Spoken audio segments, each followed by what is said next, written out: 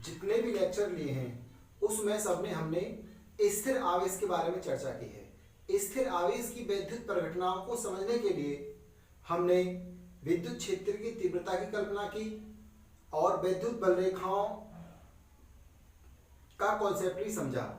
अब वैद्युत बल रेखाओं का कॉन्सेप्ट और विद्युत क्षेत्र की तीव्रता की कॉन्सेप्ट होने के बावजूद भी हमको एक तीसरे कॉन्सेप्ट की आवश्यकता हुई और वो कॉन्सेप्ट है वैद्युत विभव। आखिर दो कॉन्सेप्ट होने के बाद भी हमें तीसरे कॉन्सेप्ट की आवश्यकता क्यों पड़ी, आज हम इसी पे चर्चा करेंगे और ये कॉन्सेप्ट आया कहां से ये भी जानने की कोशिश करेंगे। तो वैद्युत विभव मैं बात करूंगी आखिर इसकी आवश्यकता क्यों पड़ी। इसकी आवश्यकता हमें इसलिए पड़ी क्योंकि वैद्युत क्षेत्र की तीव्रता अदिश राशि न होकर के सदिश राशि है। इस वजह से वैद्युत क्षेत्र की तीव्रता की दिशा को देखना पड़ता है, जिसकी वजह से वैद्युत बल के जो अनुप्रयोग होते हैं वो थोड़ा सा टफ महसूस होते हैं। इसलिए हम आए वैद्युत विभव पर। अब ये वैद्युत विभव क्या है इस पर ही हम चर्चा करेंगे। अब समझते हैं। समझने के लिए मैं थोड़ा सा आपको वैद्युत विभव से थोड़ा सा पीछे फ्लैशबैक में 11th साइंस में ले जाना चाह रहा हूं। 11th साइंस में आपने पढ़े होंगे स्प्रिंग बल,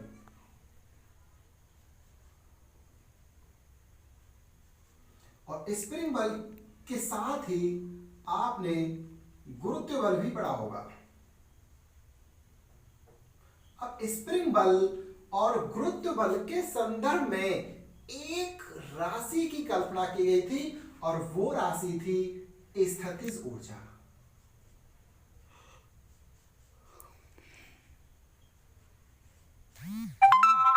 इसी तरीके से यांत्रिकी में ऊर्जा संरक्षण के नियम का सत्यापन करते समय हमने बलों पर कोई ध्यान नहीं दिया था। बलों पर कोई ध्यान क्यों नहीं दिया था? इसलिए नहीं दिया गया था क्योंकि जो बल हैं, चाहे वो स्प्रिंग बल हो चाहे वो गुरुत्व बल हो, दोनों ही बल केंद्रीय बल हैं। अब हम बात करते हैं वैद्युत बल की, जिसकी वजह से हमें वैद्युत विभव पर जाना पड़ेगा। अब वैद्युत बल की बात कर रहा हूं। स्प्रिंग बल कैसा बल? संरक्षी बल। गुरुत्व बल कैसा बल? संरक्षी बल। और वैद्युत बल कैसा बल?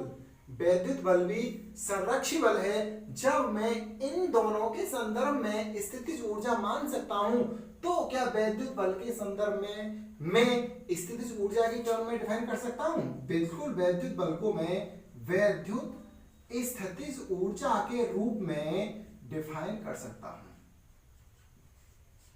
अब वैद्युत ऊर्जा को डिफाइन करने के लिए हमें एक नए टर्म की आवश्यकता पड़ी और उस टर्म का नाम क्या है? उस टर्म का नाम है वैद्युत विभव। क्योंकि वैद्युत स्थितिज ऊर्जा कैसी राशि है? अदिश राशि है। इसी वजह से वैद्युत विभव भी किसी बिंदु का अदिश फलन है। इस वजह से वैद्युत विभव से वैद्युतीय परिघटनाओं को समझने में आसानी होती है वैद्युत क्षेत्र की तीव्रता की कल्पना की। तो आइए बात करते हैं वैद्युत विभव की कि आखिरकार वैद्युत विभव है क्या, स्थितिज ऊर्जा से हम वैद्युत विभव तक पहुंचेंगे कैसे। तो इसको समझने के लिए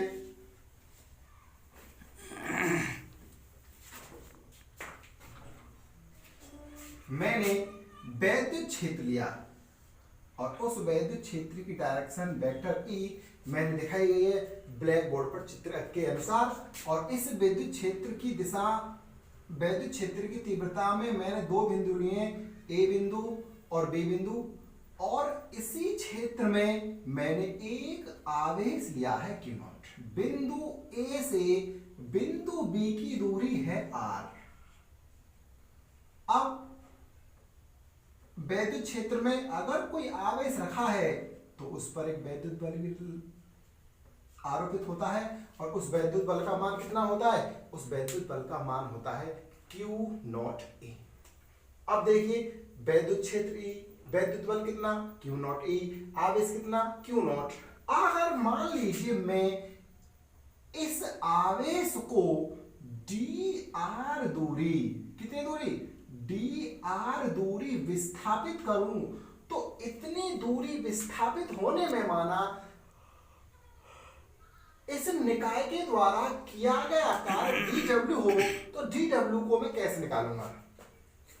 तो यहां लिखोगे आप Q नॉट को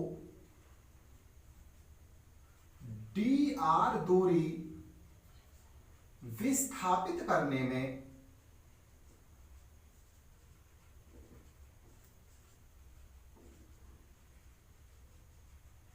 किया गया कार्य, कितना कार्य मानो, dw बराबर बल गुणा विस्थापन, क्योंकि F और dr यानी कि कैप r की जो डायरेक्शन है वो सेम होगी, तो इसलिए इसको मैं लिख सकता हूं dw बराबर F d r, बेटा r को ऐसे बनाएंगे जैसे बनाया है, F d r cos theta, चूंकि थीटा बराबर कितना 0 डिग्री, तो cos थीटा का मान कितना हो जाएगा 1, तो F इंटू डी आर और डी डब्ल्यू बराबर F का मान मैं लिख सकता हूं, F का मान क्या लिख सकता हूं, चित्र से देखो Q naught E into D R. अब इतना कार्य किया गया कितनी दूरी विस्थापित होने में, डी डब्ल्यू विस्थापित होने में। अब मैं ये देखना चाह रहा हूं कि इतनी दूरी चलने में आवेश Q नॉट पर कितनी स्थितिज ऊर्जा संचित हो गई। तो अब आपको लिखना पड़ेगा, चूंकि डी आर दूरी तय करने में निकाय द्वारा कार्य किया जाता है, जो निकाय पर या निकाय में स्थितिज ऊर्जा के रूप में संचित हो जाता है। चूंकि यहां पर निकाय किसने किया है, निकाय किया है कार्य ने, तो इसलिए निकाय का कार्य जो होगा वो कैसा होगा, नेगेटिव। तो इसलिए जो स्थितिज ऊर्जा होगी वो होगी किए गए कार्य के ऋणात्मक मान के बराबर। तो डेल्टा यू का मान क्या हो जाएगा, डी यू का मान हो जाएगा डी यू बराबर माइनस का Q not E into D are. ये बात आपकी समझ में आ रहा होगा। अब देखते हैं, बात करते हैं, ये तो है मात्र डी आर के लिए। अब मैं बात करता हूं ए से बी तक जाने में, ए से बी तक मुझे कितना चलना पड़ेगा, ए से बी तक मुझे जाना पड़ेगा आर, ठीक है ना। तो इसलिए अतः ए से बी तक जाने में निकाय की स्थितिज ऊर्जा, क्या मैं इसे U से मान सकता हूं, U से मान लेंगे तो U बराबर क्या हो जाएगा, U बराबर हो जाएगा, बेटा U निकालने देखो हम कहां से कहां तक जा रहे हैं, हम जा रहे हैं A से B तक, तो इसमें लिमिट क्या लगा देंगे, लिमिट लगा देंगे A टू B du। तो अब देखो U बराबर A टू B du का मान रखो माइनस का Q naught E into D R. तो U बराबर माइनस का Q naught A to B E dot D R. चलिए अब इसका हम पक्षांतर कर लेते हैं, अब इसका पक्षांतर करेंगे। अब मैंने क्या किया, इस U नॉट Q नॉट को U के नीचे ले आता हूं, तो ये टर्म क्या हो जाएगा, ये टर्म हो जाएगा U अपॉन Q नॉट बराबर माइनस का E डॉट डी आर। तो ये जो आपको टर्म दिखाई दे रहा है U अपॉन Q नॉट, ये एक नया पद है और इस नए पद को ही मैं क्या नाम दूंगा, इस नए पद को ही मैं विभव नाम दूंगा। तो अब विभव की परिभाषा क्या बनेगी, विभव की परिभाषा बनेगी किसी वैद्युत क्षेत्र में A से B बिंदु तक जाने में निकाय द्वारा अर्जित की गई स्थितिज ऊर्जा तथा परीक्षण आवेश के अनुपात को ही हम क्या कहते हैं, विद्युत विभव कहते हैं। हाँ तो बेटा देखो नया पद कौन सा आया है, नया पद आया है U अपॉन Q नॉट, यानी कि किसी बिंदु पर स्थितिज ऊर्जा अपॉन परीक्षण आवेश का अनुपात होगा वो किसके बराबर होगा, वो होगा विभव के बराबर। अब जैसे विद्युत क्षेत्र की तीव्रता थी E, यहाँ बिंदु था A, यहाँ बिंदु था B और यहाँ कहीं रखा था परीक्षण आवेश। अगर परीक्षण आवेश, अगर मैं बिंदु A पर विभव देखूं और बिंदु B पर विभव देखूं, तो A पर विभव मैं मानूं VA और B पर मैं मानूं VB, तो विभवों में अंतर जो होगा कितना होगा, विभव में अंतर, अगर कोई आवेश A से B तक जाता है तो ये होगा VB माइनस VA बराबर डेल्टा V। अब मैं विभवों के अंतर को कैसे निकाल सकता हूं, विभवों के अंतर को मैं निकाल सकता हूं यहां पर स्थितिज ऊर्जा माइनस यहां पर स्थितिज ऊर्जा बटे परीक्षण आवेश। तो देखिए आइए विभवों के अंतर की कल्पना करते हैं। तो विभवों का अंतर कितना होगा, VB minus VA is equal to delta V is equal to स्थितिज ऊर्जा में परिवर्तन अपन Q नॉट, इस फॉर्मूले से उम्मीद आ रहा होगा समझ में, is equal to delta U को मैं क्या लिख सकता हूं, डेल्टा U को मैं लिख सकता हूं W कहां से कहां तक, A to B upon Q naught. और W A टू B का मान आपने क्या निकाला था, W A टू B का मान आपने निकाला था minus Q naught A to B E into D R upon Q naught. तो क्या कैंसिल आउट हुआ, क्यू नॉट से क्यू नॉट कैंसिल आउट हो गया। तो V B minus V A की वैल्यू जो आई वो कितनी आई, A to B E dot D R. तो ये जो समीकरण सत्य है ये विभवों के अंतर के लिए सत्य है। सामान्यतः अगर मैं कहीं पर वोल्टेज काउंट करूंगा तो इसका अर्थ ये होगा कि दो बिंदुओं के बीच मैंने विभव का अंतर काउंट किया है। इसलिए विभवों के अंतर को और अधिक सिंपल बनाने के लिए मुझे स्वेच्छा से किसी एक बिंदु पर विभव का मान लेना होगा। क्योंकि अब बात है स्वेच्छा की, चलिए तो मुझे स्वेच्छा से एक ऐसा बिंदु मान लेना पड़ेगा जहां पर विभव का मान सबसे सिंपल हो। और आपकी नजर में हो या मेरी नजर में हो, सबसे सिंपल संख्या कौन सी होती है, 0। तो इसलिए मैं एक ऐसा बिंदु लूंगा जहां पर विभव का मान क्या होगा, विभव का मान होगा 0। और वो बिंदु कौन सा होता है, वो बिंदु होता है अनंत। तो अब मैं A से B पर न जाकर के कहां जाऊंगा, अनंत पर जाऊंगा। ठीक है बेटा। तो देखिए यहां पर आवेश क्या रखा हो, अब यहां जो मैंने माना था ये Q नॉट की जो मान लीजिए आवेश रखा है यहां पर, तो आवेश जो रखा है जो VA की जो डिस्टेंस है ये डिस्टेंस होगी R। या ये कह सकते हैं कि मूल बिंदु से जो VA जो A पॉइंट था उसकी डिस्टेंस क्या होगी, R। तो R से मुझे कहां जाना है, R से मुझे जाना है अनंत पर।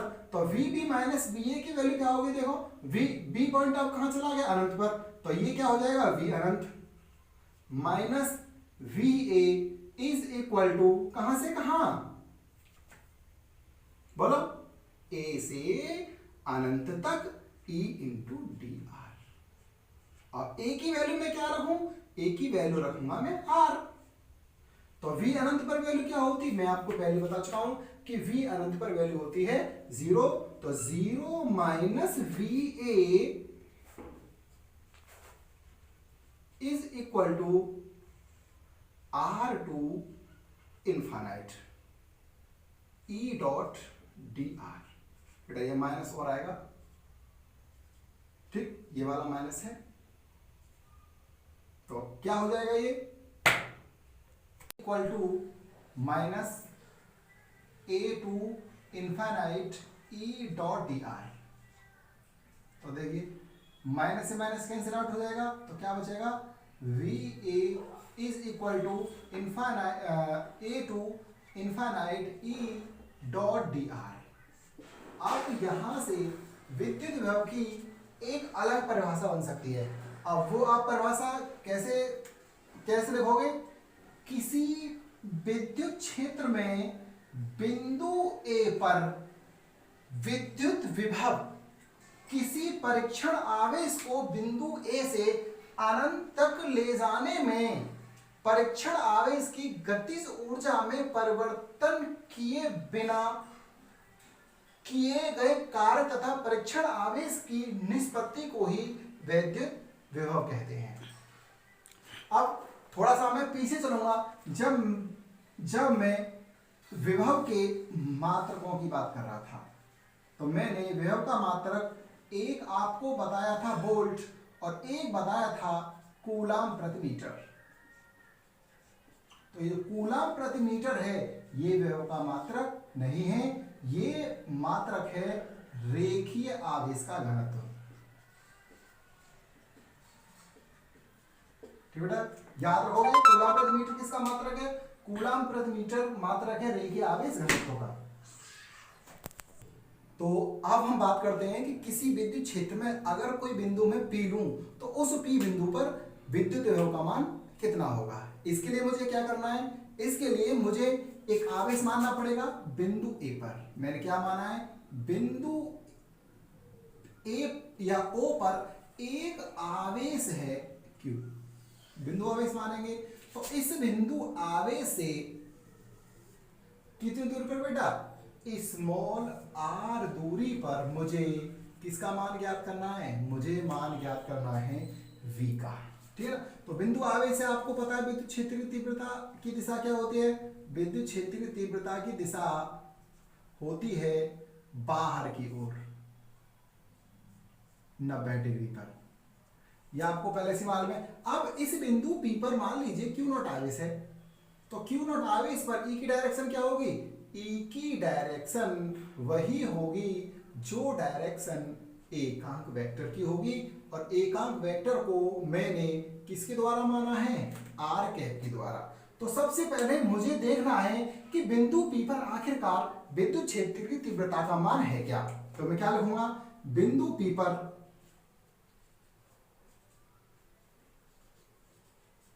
E के कारण विद्युत क्षेत्र की तीव्रता। तो विद्युत क्षेत्र की तीव्रता E का मान क्या हो जाएगा? E बराबर होता है 1/4 पाई epsilon not into Q upon R square into R के। अब विद्युत विभव को मैं E के टर्म में लिख सकता हूं, यह आपको पता ही है। तो बिंदु P पर विद्युत विभव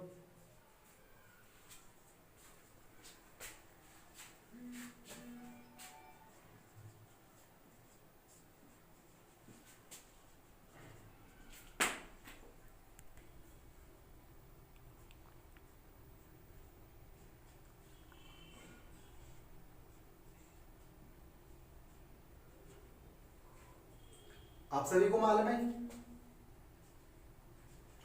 अब क्योंकि आपको पता है E की डायरेक्शन और R की डायरेक्शन एक ही है, तो मैं इस फॉर्मूले क्या लिख सकता हूं? VP is equal to E D।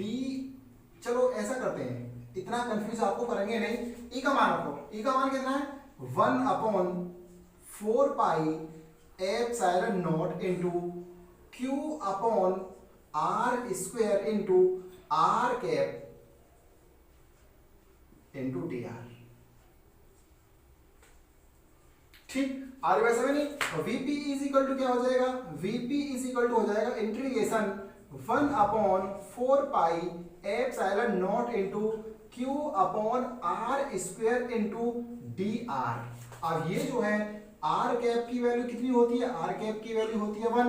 ठीक, अगर मैं यहां से वैल्यू निकालूं वेक्टर R इंटू dr बराबर 1 इंटू dr cos थीटा, तो cap R into vector dr is equal to dr और cos 0, क्योंकि थीटा किसके बराबर है? थीटा बराबर 0 के। तो थीटा बराबर 0 के, तो cos 0 का मान कितना? 1। तो r cap R into vector dr की वैल्यू कितनी? dr। ये मैंने यहां रख ली। अब देखते हैं VP इज इक्वल टू, करो इंटीग्रेशन 1/4 पाई एप्सिलॉन नॉट, तो मैं ले लिया कॉमन, Q भी ले लेते हैं, कोई दिक्कत नहीं है। अंदर क्या बचा?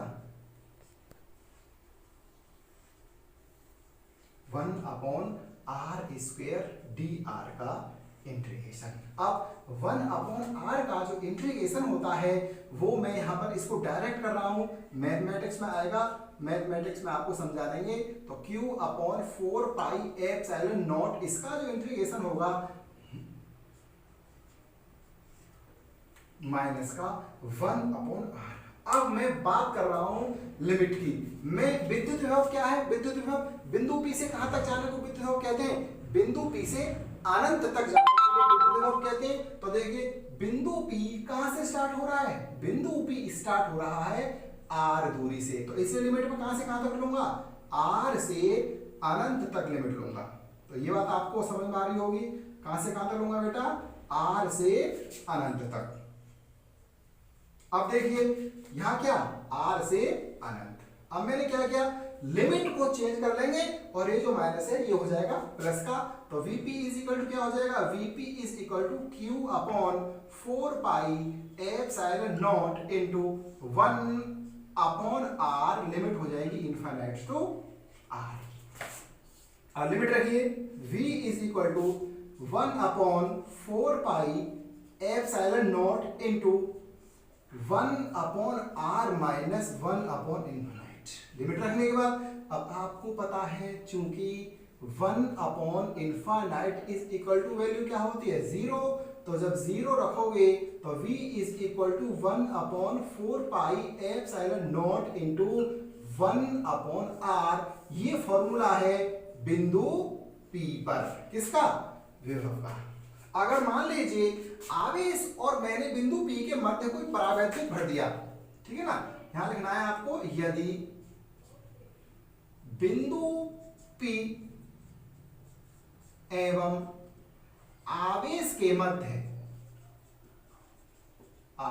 मध्य के परावैद्युत भरा हुआ है तो फॉर्मूला क्या हो जाएगा? Vp is equal to 1 upon 4 pi epsilon naught के इंटू 1 अपॉन r। तो ये उम्मीद है ये आपको दोनों फॉर्मूले समझ में आ गए होंगे। तो अब बात करते हैं इसकी विभव प्रवणता की। तो विभव प्रवणता आप शुरू करें तो देखिए मान लीजिए कोई बिंदु Q और कोई आवेश Q रखा हुआ है और इससे स्मॉल r दूरी पर मैं बिंदु मानूं P। इस बिंदु पर विभव का मान कितना होगा? विभव का मान होगा V is equal to 1 upon 4 pi epsilon naught into Q upon r। अगर मैं मात्र V में और R में रिलेशन देखूं तो ये क्या रिलेशन होगा? ये रिलेशन होगा V व्युत्क्रमानुपाती 1/r। तो आपको इस सूत्र से सीधा सीधा दिख रहा होगा कि V और R में एक संबंध है, और वो कैसा संबंध है? वो संबंध है व्युत्क्रमानुपाती का। तो हम इसी पे चर्चा करने वाले हैं। आपको पता है V दूरी R का अदिश फलन है। क्या है बेटा? V दूरी R का अदिश फलन है। दूरी R के साथ, दोबारा बोल रहा हूं सुनना, दूरी R के साथ V के मान में परिवर्तन की अधिकतम दर को विभव प्रवणता कहते हैं। विभव प्रवणता को dV अपॉन dr से प्रदर्शित किया जाता है। दूरी r के साथ v में परिवर्तन की दिशा निश्चित होती है, इसलिए ये कैसी राशि है? ये राशि है सदिश। और इसके जो मात्रक होंगे जो विद्युत क्षेत्र की तीव्रता के मात्रक हैं।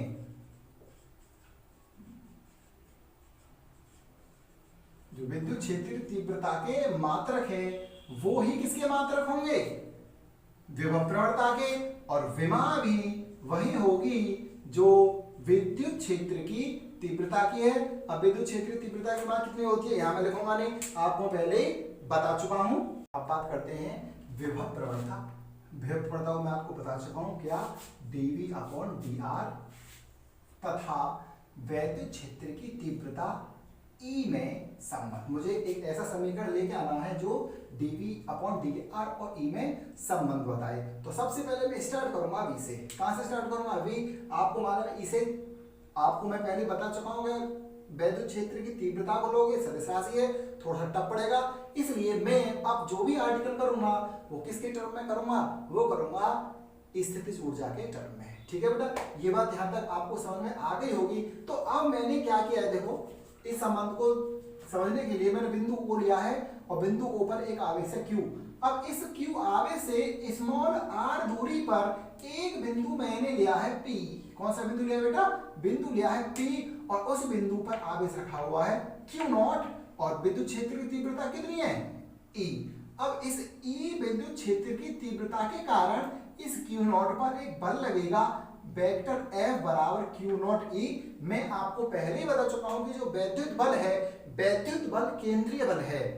केंद्रीय बल होने के कारण मैं इस बल को वैद्युत स्थितिज ऊर्जा के रूप में डिफाइन कर सकता हूं और वैद्युत स्थितिज ऊर्जा को मैं डिफाइन करूंगा कार्य के रूप में। तो इसलिए मैं किसको लेकर के चलूंगा? सीधा सीधा मैं लेके चलूंगा कार्य की टर्म को। और ये जो आपको दिखाई दे रहा है ये r की डायरेक्शन है, कैप r। तो E की और r की डायरेक्शन सेम है, ये आपको इस चित्र से मालूम पड़ रहा होगा। अब मैंने क्या लिया है? मैंने एक बहुत ही सूक्ष्म दूरी ली है dr। इस dr के लिए मुझे कार्य निकालना है, तो मैं क्या लिखूंगा? Q0 को dr दूरी विस्थापित करने में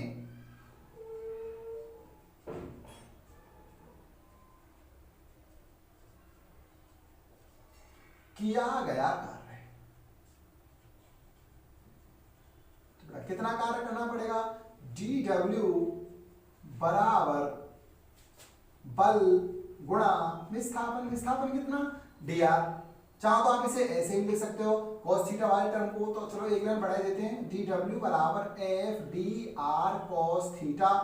चूंकि थीटा बराबर है 0 तो इसलिए dw बराबर कितना? dw बराबर f डॉट dr। f का मान रखो तो dw बराबर f की वैल्यू कितनी? आपको दिखाई दे रहा होगा Q0 E इंटू dr। अब गतिज ऊर्जा, सॉरी स्थितिज ऊर्जा,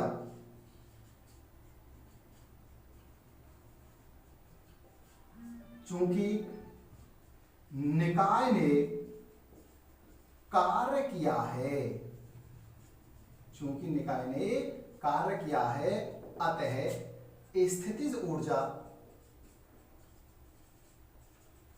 कैसी होगी? नेगेटिव होगी। तो इसलिए स्थितिज ऊर्जा du बराबर क्या हो जाएगी? माइनस का dw। रखो value, du is equal to क्या हो जाएगा? du is equal to minus Q0 E into dr। अब Q0 को मैं du के नीचे ले आऊंगा तो क्या हो जाएगा? ये हो जाएगा du upon Q0 is equal to minus E dot dr। अब तुम्हें पता ही है मुझे कहां जाना पड़ेगा? अनंत पर जाना पड़ेगा, पक्का सबको पता है। तो इसलिए